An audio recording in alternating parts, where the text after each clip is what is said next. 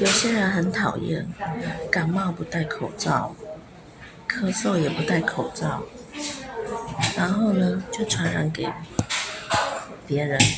但是被传染到感冒的人，我们也不能说，我们也没证据说是他传染的，因为他们感冒没看医生，没吃药，我们也不能确定他是不是感冒。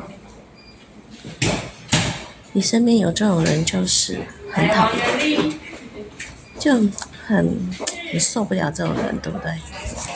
对啊，害我们都感冒，感冒要记得看医生。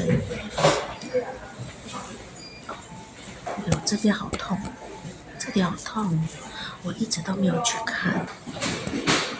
哎，不要乱想，感冒要看医生，这个是重点，不然的话你要戴口罩，传染给别人会害别人。